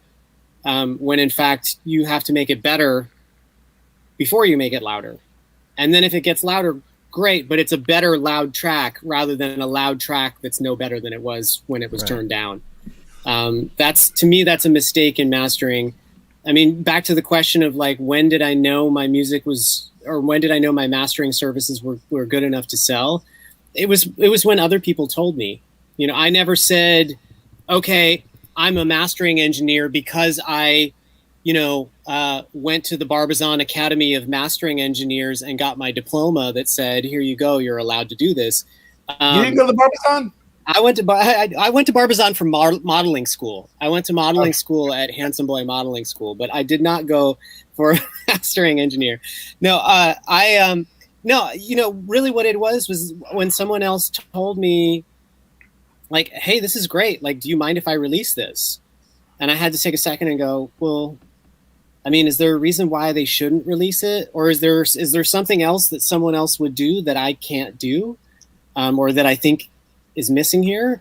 And, at that point, I spent some time with Tim, and I spent some time with my friend Alden Tyrell in Rotterdam, where you are, Joachim, and just kind of like talked to other engineers about their workflows and their processes and compared that to mine and started thinking about, okay, well, maybe I could improve on this or that, and maybe I need to do a little bit of work here, but I'm in that direction and I'm going there, and people seem really satisfied when I give them, a master for them to play. I've put enough work in that I know where things need to be, and they give me feedback, and the feedback is positive enough, and they want to release the stuff that I give them. And it's a process. I don't think there wasn't a moment, there wasn't a certificate that I received in the mail. It was just a process as I went, What about you, Miguel? Were you a mastering guy first or a musician first? I don't remember. I'm a musician, yeah. Right. Yeah, but about the mistakes, I think that the biggest mistakes is because sometimes happens to forget that you are helping people. Yeah, that's perhaps you go really deeply in the music and you forget. Okay, wait. I need to listen this in a technical way, and I need to help this client because he expects something great about the work without destroy the idea. And in the moment that you, because I know that the feeling that when you are working too much in a track, and you try to push the track or try to obtain a good sensation, a good feeling, and you don't obtain that. That when you stop and think, okay, think a little bit, and okay, I got to help this guy. Yeah. I got to listen without any intention about to, okay, I got to relax and let the track part in the speakers.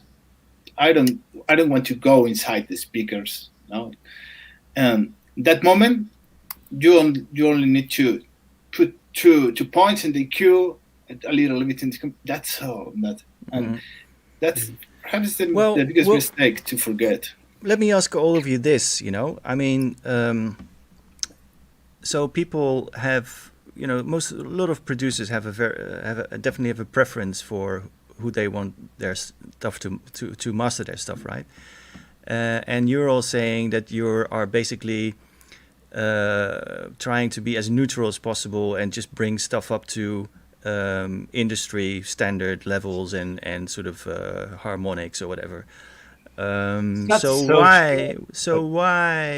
is there a preference for it? Because pretty much you could, by saying that, it's basically you're sort of reducing your job to a technical one, and still people do have preference for one person over the other. Is that just a personal relationship, or is that a flavor that they're looking for? Style.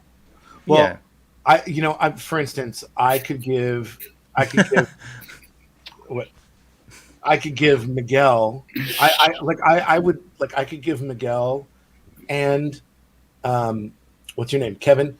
I could give them like basically a set of 2 tunes of mine, and I trust that both of them are going to achieve like almost similar results. So yes, there is style in the mastering process. However, there is kind of like an end standard that we all hear. Mm-hmm. Does that make sense? I mean, I know, for instance, like in Berlin, it's like land of the mastering engineer, and I mean, you can pretty much expect like, yeah, basically that's what I'm saying, like a similar result. Really? I think so. Yeah. I mean, it depends. I mean, but it also goes back to like what the client wants. For instance, when I was mastering all the ambient stuff for you, it didn't need to be maximized. It just needed to be curated and treated. It needed to have like a certain amount of treatment to it. That may have more wiggle room for style. Right. Whereas Okay. like tracks or like certain compositions. More functional music, you mean? Like, yeah. Engineers might meet. Yeah. Like there's kind of the Red Book standard is described for CD duplication, but like when I think of the Red Book standard, it's like, loudness and it's format. There's like a typical format for the end product of a master. And then everything before that is style. Right. Okay. I would disagree on some of this. I think that I think there's something in between all of those, which is that Tim is right on some level that you can give 3 mastering engineers the same pre-master and they'll all come within 10% of each other. But I think that 10% is sometimes the important part of the decision for someone, right? Because if everything is going to be the same, then really your decision is about the small differences, and those small differences can be significant. And I also think that the relationship is important. Is this do I trust this person to come back to me and discuss questions or communicate with me in a way that is going to be positive for me? And most importantly, I think this is getting back to the beginning of the conversation where I said, the most important tool that the engineer has is their ears and their experience. Is this someone who has the kinds of experience and maybe even the kinds of other clients that I want to fit in with, that I think I'm going to go to? I mastered something for a client a few weeks ago, and they were super happy. And she said, "Oh, I love this. I have a friend who has an indie rock band. Do you master that too?" And I said, yeah, because I can. Now, am I going to be the first choice for most indie rock bands? Probably not, because they wouldn't have heard of me. But there probably will be people who've heard my records or seen my DJ sets or heard other masters that I've done for other clients that I've had who will choose me on that basis. And I think that that's a natural, proper fit. So to that end, that's the other end of the spectrum. Yes, things will be, 90% of it sound pretty similar, but that other 10% matters. And also that other 10% is kind of defined by the relationship and who I am, who you are, what your music is, and how your music fits with all the other stuff I've done. What do you think, Miguel? You need to understand the client.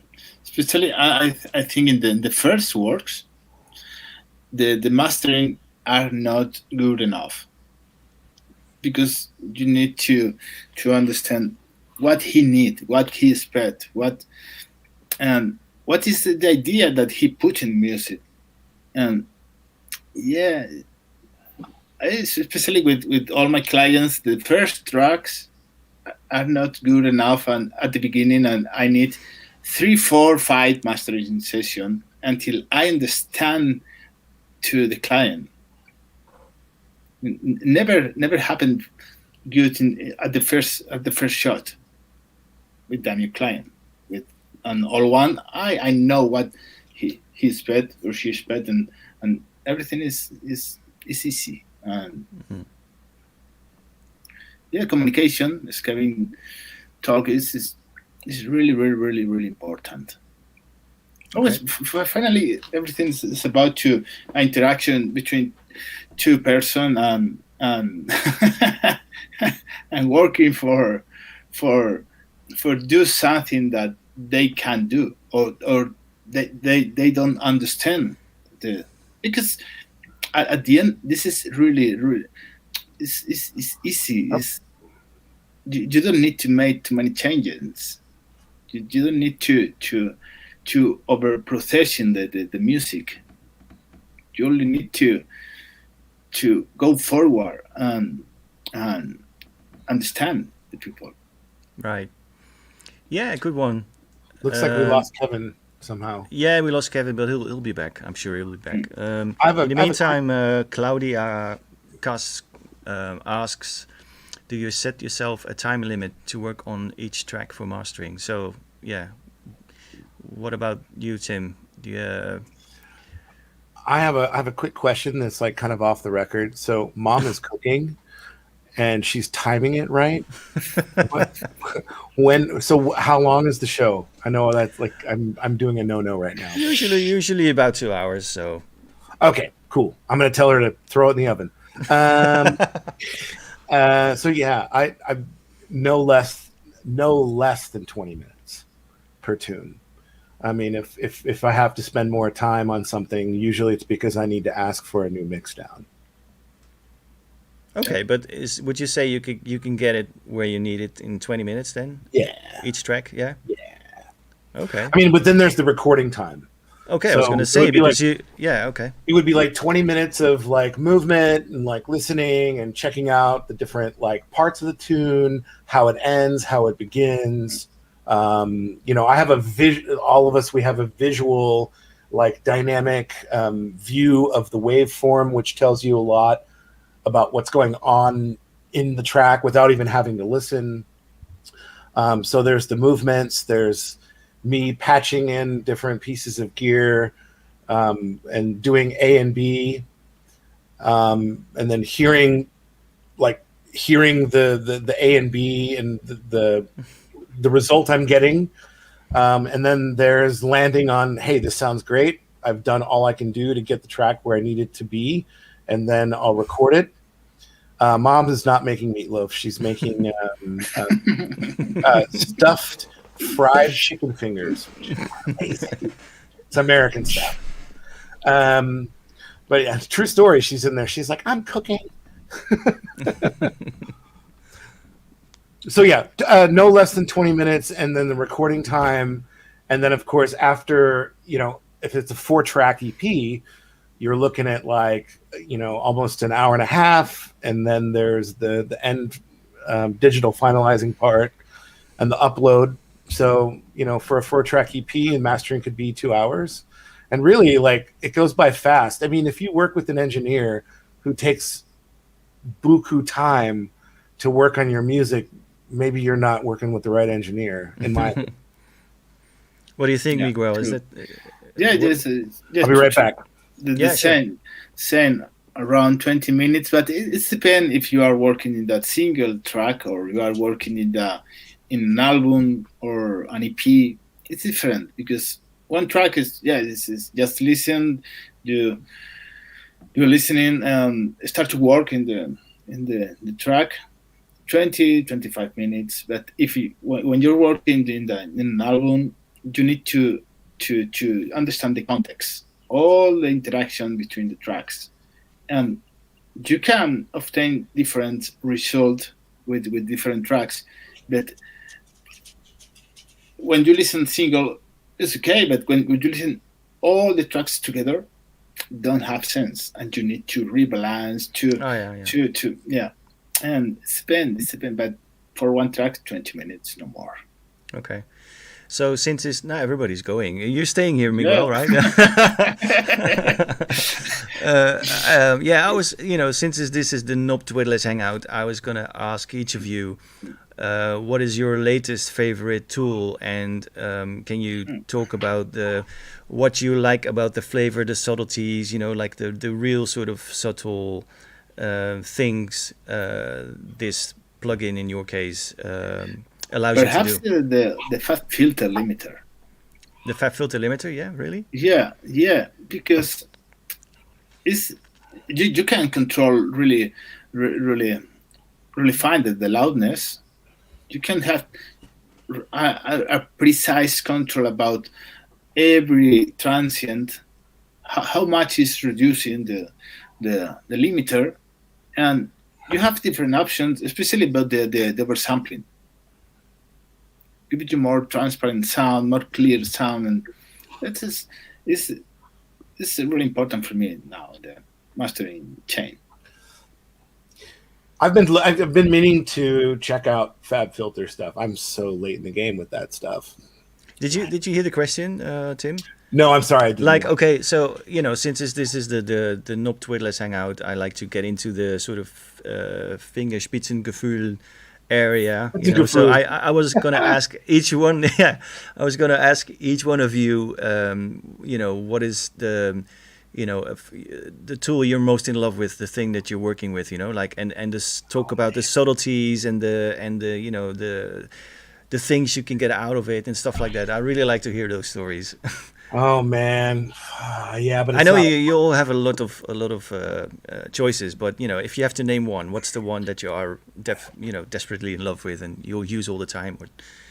It's not a plugin. It's this Whitestone outboard analog saturator, and it's American built, big old tubes.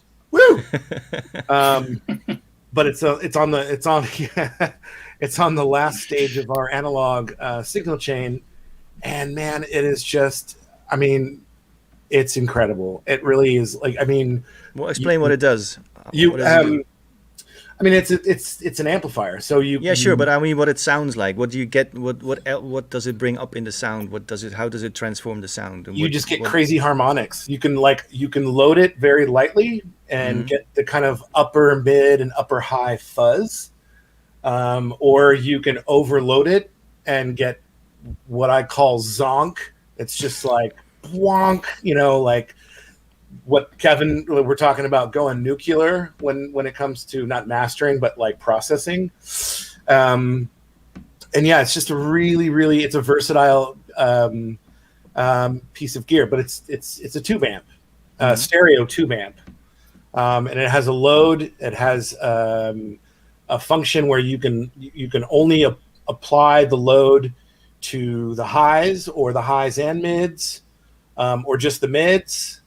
And it's basically like the main piece of gear between like the rest of the gear and the recording that will be your print for mastering. Right. Yeah, I love it. Other than that, I mean, I hate to admit it, but I love isotope ozone, and I know that's like kind of a, you know, for some people they're like, oh, but if you know how to use the isotone ozone stuff, it really makes a huge difference. But it's not for every body of music, that's for sure. It definitely has a sound. Do you feel there is a big difference between that, you know, because mastering outboard is ridiculously expensive, right? That's just for people who, you know, either have a lot of money or it's their job. You don't get like a mastering compressor just for fun, right? That you fuck around with. But does it, for you and the way you like to manipulate the sound, is hardware important, or can everything in theory also be done in software? Can you get like up there in 99.999% with just software? I mean, that's a good question. What the outboard signal chain and all of its tools yield is this kind of like extra 10%. 10. And when 10%, yeah. Right. And, okay. and when you do an A and B, like for instance, let's say I take a tune and I do all in the box mastering. Sounds great, maximize, bing, bang, boom, good. And then I take the same tune and I do the same processing, and I do an A and B between both masters. They sound comparable, but with the trained ear, you can hear the psychoacoustic difference. Like on a loud system, when you're in a club, that difference is there, but it's harder to like tune into it the same as you would in like a clear linear like flat studio. Mm. Hope that answers your question. Someone asked what. Yeah, Florian Meindl, what is the name of the tube amp you just Oh, mentioned? here we go. Florian wants to know exactly what we got under the hood. Are you dragging it out from your shelf now? No, I'm not in the mastering studio. I'm at home in my little Beat laboratory. So I thought I had your mom cooking in your mastering studio. That No would be way! amazing. No, I have got my Focal Alpha 80s and my right sound. I've got my little consumer studio here, but Whitestone. It's like PP. Okay, well, here we go. So while you, Kevin, did you get the question because you were gone for a minute? Yeah, I'm sorry, my internet just decided to disappear for a little few minutes, so no worries. I had to bring it back. No, I was just asking everybody what is their favorite tool, and especially I like to hear you talk about like the subtleties in sound, like the sort of the real the things it brings up in the sound, the things you can do with it, like your favorite piece of kit that you're using regularly in your chain. Well, I'll talk about two things that are a big favorites of mine. One doesn't really have a lot of subtlety, and the other does. I'm a big fan of the Sonox plugins. I think that the Sonox stuff is really high end. It's really well developed. So I've started using their digital limiter because I think that their limiter gives a lot more depth and control than many of the other things out there. I think, a lot of people talk about the Waves L series as being this like ultimate, and I find that there's a little less control in it. It's just sort of a louder maker with a lot of the like the L2 and the L1 especially, but the L2 and L3 a little bit.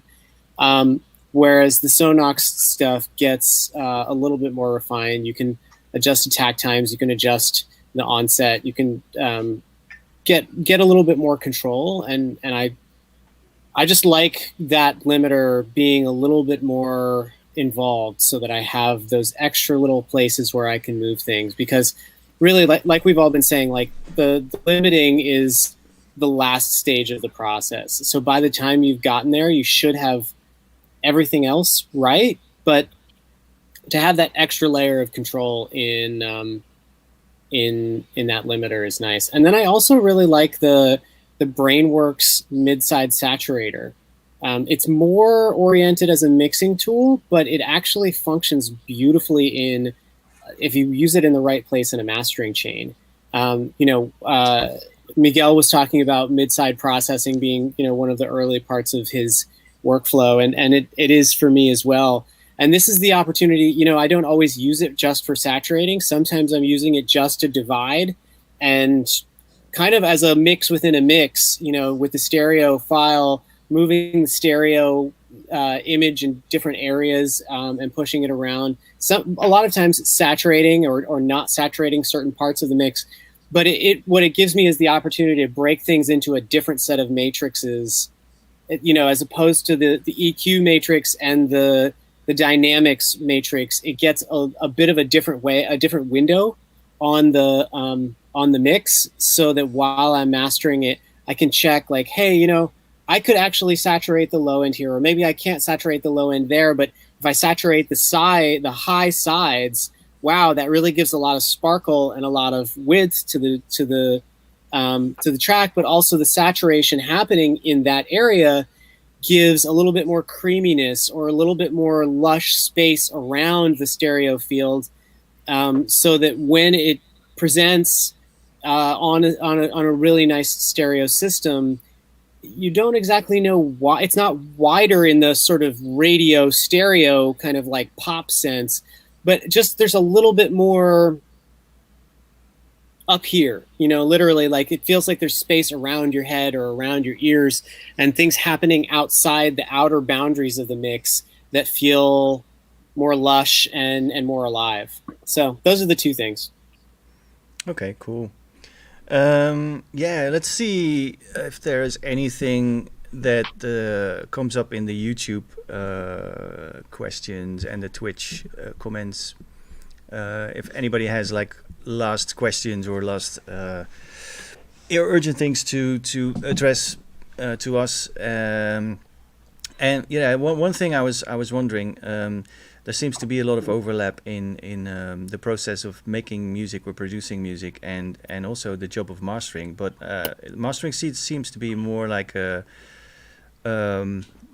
slightly more on the scientific side of things, instead of the creative side of things. But I do think you can still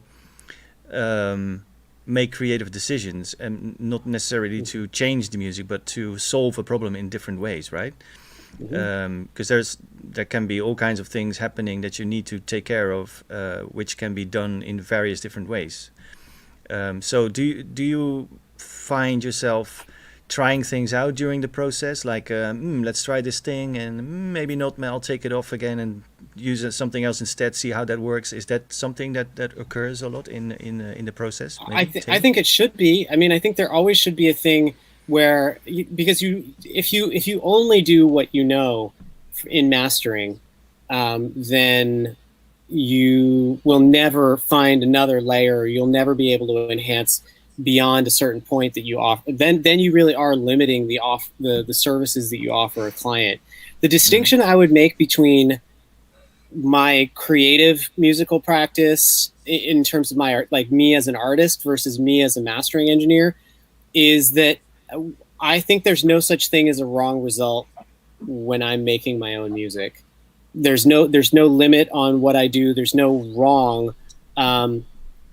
In mastering, you can get things wrong. There's definitely there are ways that you can destroy things for people or give them an incorrect result that can, get rejected by a distributor or get sent back by a vinyl cutter or just have something wrong so that when it does play back on a system, that wrong thing is very apparent and it destroys the enjoyment of the listening experience. So there are things you can do wrong as an engineer. We use the term mastering engineer. We don't use the term mastering artist, right? That's true. I'm a mastering engineer in that it's my job, in the same way that an architect designs a building and the architecture of a building might go sideways out, one window going out this way and, the door is really big and then the windows are really small and, all kinds of crazy shit. Architecture can be very creative, but every architect needs to get their designs approved by a structural engineer who's going to say, listen, if you do this, like, you could kill people, right? A structural engineer has to sign off on something and say, as an engineer, I can say that this building is too heavy and it could fall over, or this building is too light and the wind can, knock out the windows. Like, there are things that an engineer has to decide that are based in science and based in fact. As an artist, I want to be able to live out in the world where that stuff doesn't matter, and slowly bring that into the world where it has to live in the real world. But creatively, I want to live outside the real world for as long as possible. Engineering is about making those ideas function in the real world. And in the real world, this stuff is going to get played on a sound system where, somebody's job is to make sure that sound system doesn't blow up or doesn't hurt people's ears or doesn't, shut down in the middle of the night. And part of our job as mastering engineers is to make sure that the pieces of music that we give people to play on those systems functions well in that real world. Very well said, Kevin. That's sorry, nice. that was a lot. Yeah. Kevin for Prez. No, yeah, I love you, Brent. I mean, we're running out of time, but I see all these really interesting questions coming in at the last minute. For example, one quick one. Oh, okay, that's Sander bringing this in. Dana Red Hook, what is the best dither option for exporting from Ableton for techno? POW 1. Anybody wants to talk about this? I mean, dithering is, added noise. I would say use your ears to decide yourself. If you can tell the difference. Yeah, I mean, I always tell my clients either low amounts of dithering, whether like they would be like triangular, but Ableton, I think, implements POW dithering. So there's POW 1, POW 2, POW 3. POW 1 is the lowest. Dithering is a whole nother conversation I would love to have with you right now. Yeah. Okay. Well, but I can see your face is smelling dinner, so maybe this one then. Do the mastering engineers have a favorite pair of headphones they check things on? Oh yeah, I got that one too. Okay, there we go. I mean, these are. What are you wearing, Miguel? Sennheiser. Okay. Which ones? The HD25s? The HD25s, yeah. I think these are like the best consumer headphones for the money. There are other headphones out there that are great for mixing and even mastering. I forget the brand for mastering, but they're like $2K, $3K. Yeah, Audis, you mean? Yeah, Audis, yeah. And I'm like, have you tried them? Well, Mike Grinzer in the studio, we have a pair in the studio, and he swears by them. However, I think I don't expect the person who is asking the question to run out and spend $3,000 on a pair of headphones. So I would go with Biodynamic. It just depends on if you're a closed ear person or an open ear person. And I believe the open ear was designed for vocalists to hear themselves in the vocal booth. I'm a closed ear guy. I prefer the pressure to be able to hear exactly what I'm hearing versus crosstalk from other things happening in the room. But I love these. I think you're wearing a pair of these, aren't you, Joachim? Yeah. But I've got the Sonys as well, and in fact also the Sennheisers. It's by coincidence. I don't know. That's my 3 pairs. Anyway, okay, cool. Thanks, guys. That's a good one. I think we should sort of close the talk by now. But usually I give. Okay. Last one then. Aura is big asking. Question. A really big one. Does it make sense at 42 to becoming mastering engineer? Sure, Yeah, never too of late. I course. think Why so, not? yeah. Why not? Yeah. I'll be If you, oh, go ahead. Sorry. If your hearing is still good, if you can still, yeah. Yeah, if you spent those 42 years, doing nothing related to music, you might have a hard time. But if you spent those 42 years, or let's say 10 of those 42 years, listening deeply to music and working hard on, learning all the different aspects of making something sound good, then you're probably closer to being a mastering engineer than you realize. So, it's not a long road from there. It really depends on where you are in your life with your relationship to audio engineering. Well, I don't know if you know Aura, but Aura is an amazing sound artist and musician. So So there you go. I'm definitely sure he can. I would suggest like Aura. I would suggest just like taking on some mastering jobs from your friends.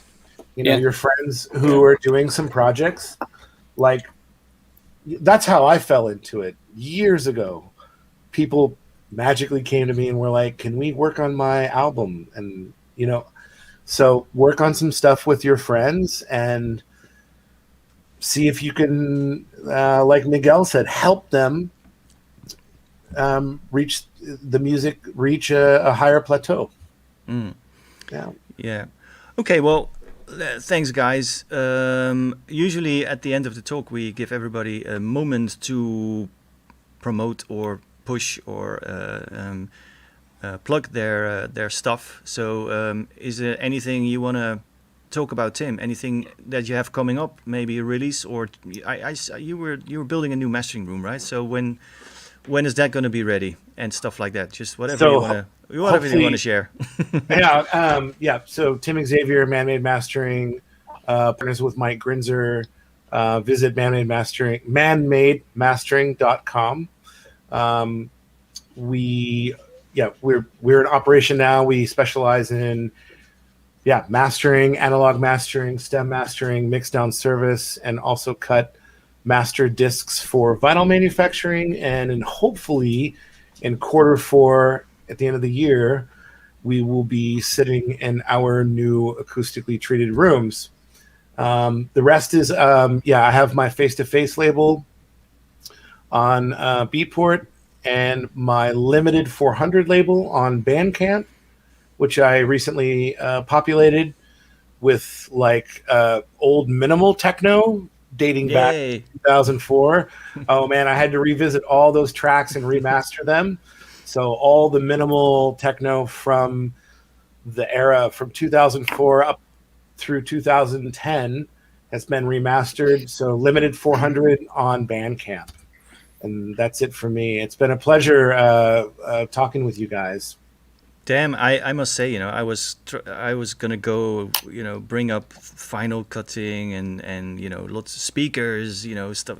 I mean, just hours and hours of stuff that I would wanted to talk about. But anyway, Miguel, anything you want to share with people? Your album, for example. Album? No. No. Or wait 2 days and let's see what happens. No, this weekend I have streaming from the people Reclaim Your City. Oh, the cool. Prince FM.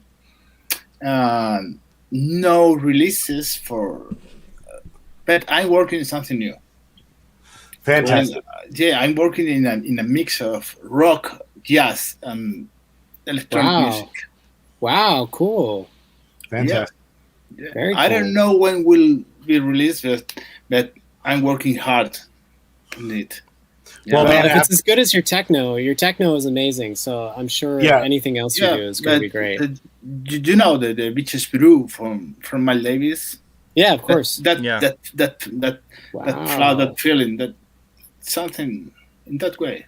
That sounds very promising. Very cool. Wow. Yeah. I can't wait to get a peek on that. But I think I need 1 year more for free.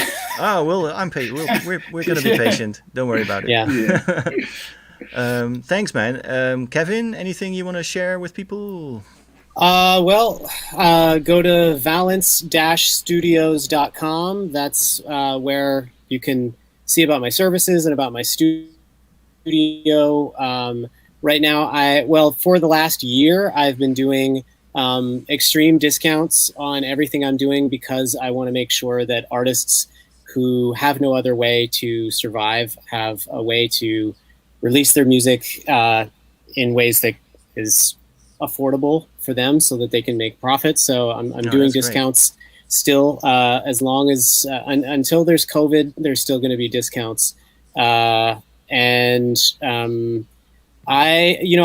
still run my labels, Valence and Delft. I just recently released something. Well, actually, I was talking about this the last time I was on Knob Twiddlers, and now it's been out for a little bit. I released a track by a friend of mine who died. It was the only thing he ever made. Hey, Sigmund! There he is, buddy!